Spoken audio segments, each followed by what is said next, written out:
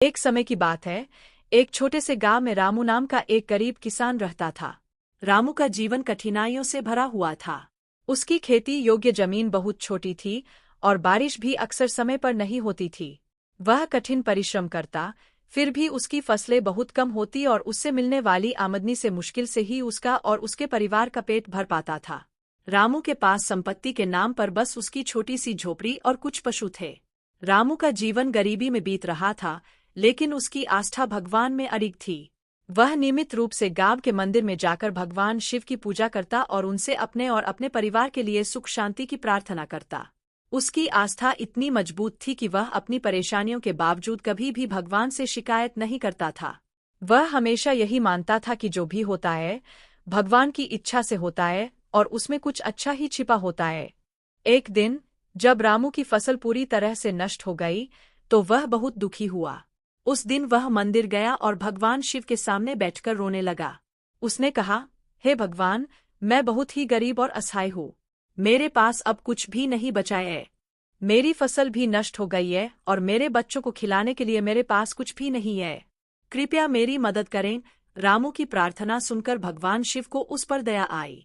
भगवान शिव ने एक स्वप्न में रामू को दर्शन दिए और कहा, रामू, चिंता मत करो, मैं तुम्हारी प्रार्थना से प्रसन्न हूँ। तुम्हारे घर के पीछे एक पुराना पेड़ है। उस पेड़ के नीचे जमीन में गड़ा हुआ एक घड़ा है। उस घड़े में तुम्हारे लिए धन रखा हुआ है। उसे निकालकर अपने जीवन को सुधारो। अगले दिन जब रामू उठा, तो उसे रात का स्वप्न याद आया। उसने सोचा कि शायद यह भगवान का संकेत है। वह तुरंत अपने घर के पीछे गया और वहां खुदाई करने लगा। थोड़ी ही देर में उसे एक घड़ा मिला। उसने घड़ा खोला तो उसकी आंखें चमक उठीं। घड़े में सोने और चांदी के सिक्के भरे हुए थे। रामू को विश्वास नहीं हो रहा था कि यह सब सच है।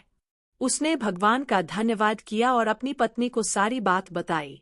रामू और उसकी पत्नी ने उस धन का सदुपयोग करने का निश्चय किया। उन्होंने सबसे पहले गांव के मंदिर में जाकर भगवान शिव को धन्यवाद दिया और वहां गरीबों के लिए भोजन का आयोजन किया। इसके बाद उन्होंने अपनी जमीन को खरीदा और उसे उपजाऊ बनाने के लिए मेहनत से काम किया। रामू ने अपने बच्चों की शिक्षा पर भी ध्यान दिया और गांव के अन्य गरीब किसानों की भी मदद की। रामू की मेहनत और ईमानदारी का फल उसे मिला। उसकी फसलें अब अच्छी होने लगीं और उसकी आर्थिक स्थिति में सुधार होने लगा। अब वह गांव का एक समृद्ध किसान बन गया था। लेकिन उसके जीवन में यह बदलाव आने के बाद भी रामू ने अपनी सरलता और ईमानदारी को नहीं छोड़ा। उसने कभी भी उस धन का उपयोग अपने स्वार्थ के लिए नहीं किया।